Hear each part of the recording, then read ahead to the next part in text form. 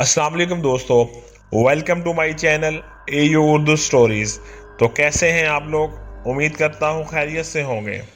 जहाँ भी होंगे खुश होंगे।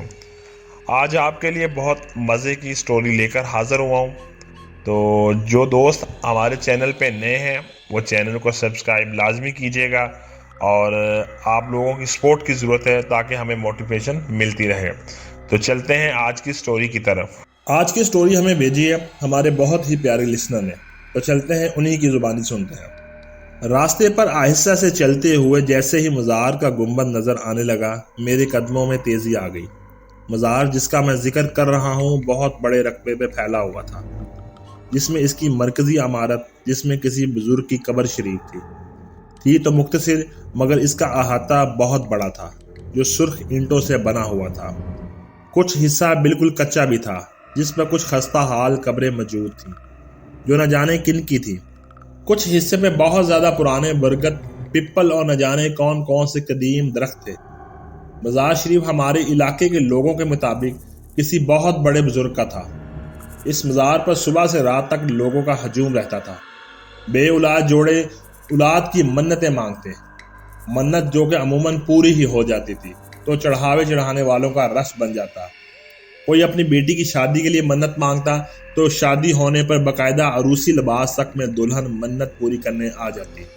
मगर मिज़ार अपनी जिस खसूसियत के लिए बेहद मशहूर था वो असीब ज़दा लोगों का इलाज था। दूर दूर से लोग अपने असीब ज़दा बेटे बेटियों का इलाज के लिए मिज़ार तशरीफ़ ले आते और यहीं रुक जाते और अपने मुकम्मल सेहतमंद मरीजों को लेकर वापस जाते। मैंने कई बार अपनी आंखों से नौजवान असीब ज़दा लड़के और लड़कियों को इस तरह मसलसल कलाबाजियाँ खाते देखा था, जो कोई आम इंसान कर ही नहीं सकता था। मेरी वालदा के बकौल मिज़ार वाले असीब ज़दा के ऊपर चढ़ी बदरू को इस तरह सजाएं देते थे कि वो बीमार को छोड़कर चला जाए। कभी शदीद तपती सी धूप में नंगे पाँव उल्टा, यानी पाँव ऊपर करके हाथ के बल, लड़के लड़कियां इस तरह तेजी से चलते थे कि कोई करतब दिखाने वाला चलता हो।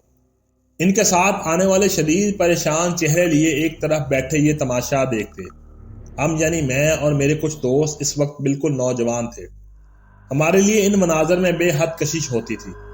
अक्सर औकात कई नौजवान असीब ज़्यादा लड़का और लड़कियां मसलसल तकरार करता सुनाई देता, नहीं जाऊंगा नहीं जाऊंगा। मेरे वालिद साहब इन बातों के बेहद खिलाफ थे। वो मिज़ारों पर जाने, मन्नतें मांगने, चढ़ावे चढ़ाने के सख्त मुखालिफ थे। वो असीब को भी नहीं मानते थे। ये सब जहनी बीमारियों की एक इकसाम है। वो ये भी पसंद नहीं करते थे कि मैं या मेरी अम्मी कभी मिज़ार पर जाए। मगर मिज़ार मेरे कॉलेज के ऐन रास्ते में पड़ता था। कॉलेज आते जाते इसके अहाते पर मेरी नज़र लाजमी पड़ती थी, और अहाते में असीब ज़्यादा नौजवानों की ऐसी हरकत जो कोई बड़ा करतबाज भी मुश्किल कर पाए। इनमें मेरी दिलचस्पी ज़ाहरी बात थी। ऐसे ही एक दिन जब मैं कॉलेज से वापस आ रहा था तो इस पर मेरी नज़र पड़ी। वो मिज़ार के बाहर अहाते से हटकर, जहाँ ईंटों का फर्श ख़त्म होकर कच्ची ज़मीन शुरू होती थी, बैठी हुई थी। इसने सर पर दुपट्टा ओढ़कर अपने इर्द गिर्द अच्छी तरह लपेटा हुआ था, मगर फिर भी खुद अंदाज़ा लगाया जा सकता था कि वो बिल्कुल नौजवान लड़की है। इसने अपनी हथेलियां आपस में जोड़ी हुई थीं। चेहरे का ज़्यादा हिस्सा दुपट्टे में छुपा हुआ था, मगर जितना हिस्सा नज़र आ रहा था वो बेहद गोरा और खूबसूरत था। घर आकर मज़ार शरीफ और इस पर बैठी वो लड़की बिल्कुल जहन से निकल गई। मगर दूसरे दिन सुबह जब मैं कॉलेज जा रहा था तो वो अचानक मेरी नज़र इस पर दोबारा पड़ी। वो इसी तरह मज़ार के अहाते में ज़मीन पर बैठी थी। इस मरतबा इसका चेहरा पूरा खुला हुआ था।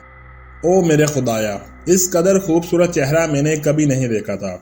मेरे कदम जैसे ज़मीन ने पकड़ लिए थे। मैं काफ़ी देर वहीं खड़ा रहा, मगर इसने आंख उठाकर मेरी तरफ नहीं देखा।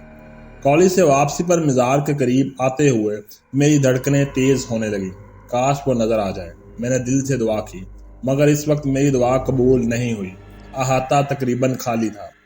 इक्का दुक्का मवाली टाइप लोग ईंटों के फर्श पर बैठे थे, मगर वो लड़की कहीं नज़र नहीं आई। मुझे मायूसी हुई। कुछ देर मेरी नज़रें इसको तलाश करती रहीं। फिर मैं घर चला आया। दूसरे दिन कॉलेज से छुट्टी थी।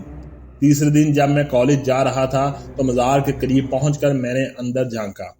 अहाता बिल्कुल खाली था। मेरा दिल बैठ गया। तो क्या वो लड़की अपने किसी मरीज के साथ आई थी और अब वापस चलेगी? मैंने सोचा। मुझ पर उदासी छा गई। इस दिन मेरा दिल पढ़ाई में भी नहीं लग रहा था।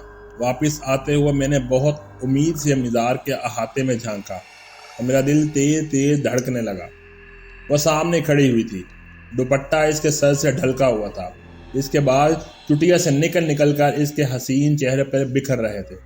वो इतनी खूबसूरत थी कि मैं ये तक भूल गया कि मैं कहाँ खड़ा हूँ। इस वक्त इसने अपनी आंखें उठाकर मुझे देखा। उफ, इसकी आंखें गहरी स्याह मगर इस कदर उदास। शायद जिसके साथ आई है वो बहुत बीमार है, मैंने सोचा। जैसे कि मैंने शुरू में कहा, लोग दूर दूर से अपने मरीजों को लेकर इस मज़ार पर आते थे और जिनके लिए रोज़ आना जाना मुमकिन नहीं होता वो यहीं रुक जाते। मज़ार के मैदान में बेशुमार चारपाइयाँ मौजूद थीं जिन पर अमूमन इस तरह के लोग रातों को जैसा तैसा गुजारा करते थे और दिन भर मज़ार पर गुजारते। मज़ार पर रोज़ आकर होने वाले लंगर की वजह से खाने का भी मसला नहीं होता था। वो लड़की शायद किसी दूर के शहर से आई थी, इसलिए 3-4 रोज़ से यहीं मुकीम थी। चंद लम्हे एक दूसरे को देखने के बाद हम दोनों ने आंखें हटा ली। मैं तेज तेज कदमों से घर की तरफ बढ़ने लगा। कदमों से ज़रा तेज मेरा दिल धड़क रहा था। ये लड़की, मुझे लगा मुझे इससे मोहब्बत हो गई है। इस रात मुझे नींद नहीं आई। दूसरे दिन कॉलेज जाने के लिए वक्त से पहले तैयार होने लगा, मगर किस्मत से ऐसी बारिश की झड़ी लगी कि कॉलेज बंद हो गया। मैं तो शदीद बारिश में भी घर से निकल रहा था, मगर मेरे कमबख्त दोस्त ने फ़ोन करके कॉलेज बंद होने की इतला कर दी और फ़ोन अटेंड भी वालिद साहब ने किया। तो इस वक्त तो घर से निकलने का सवाल ही पैदा नहीं हुआ। बारिश थी कि बंद होने का नाम नहीं ले रही थी और मेरा बुरा हाल था।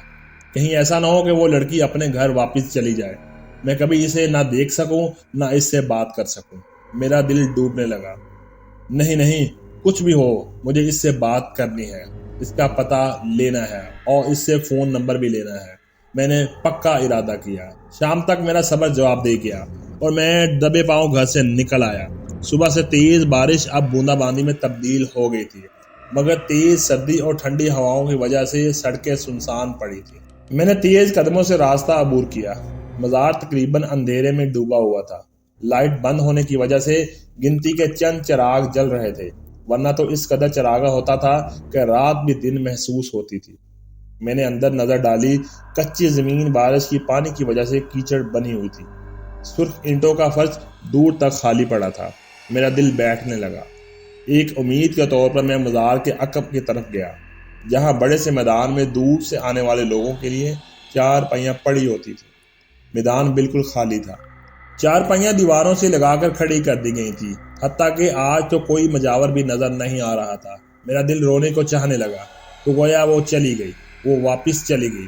ना मैं इससे मिल सका ना बात कर सका। रन से मेरा बुरा हाल था। मरे हुए कदमों से मैं मज़ार से निकलने लगा। मेरी नज़र मज़ार शरीफ की इमारत पर पड़ी, मरकज़ी इमारत। इसमें कब्र शरीफ मौजूद थी। मेरे दिल में ख्वाहिश जागी कि चलो आज फातिहा ही पढ़ लूँ। सीढ़ियाँ चढ़कर छोटा सा बरामदा खोलकर मैं मज़ार के अंदर दाखिल हुआ। वो भी बिल्कुल खाली पड़ा था। मैंने फातिहा के लिए हाथ उठाए ही थे और मेरे मुंह से इतनी खौफनाक चीख निकली कि लगा खुद मेरा दिल फट जाएगा।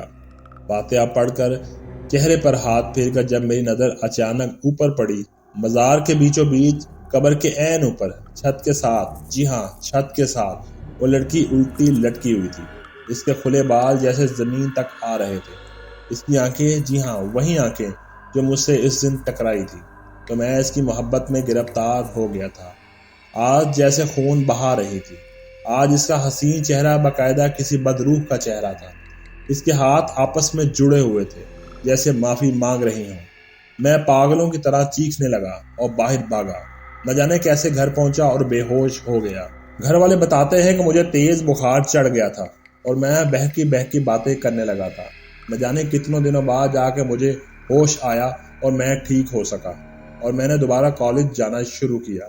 हाँ, मगर एक बात है, रास्ते से गुजरते हुए मैंने दोबारा कभी मज़ार की तरफ निगाह नहीं उठाई थी। अगर आपको आज की वीडियो पसंद आई हो तो लाइक कीजिएगा, शेयर कीजिएगा और कमेंट सेक्शन में अपनी राय ज़रूर दीजिएगा, ताकि हम आने वाले दिनों में आपके लिए मज़े की स्टोरीज़ लेके आते रहें। मिलते हैं अगली वीडियो में, तब तक के लिए अल्लाह हाफिज़।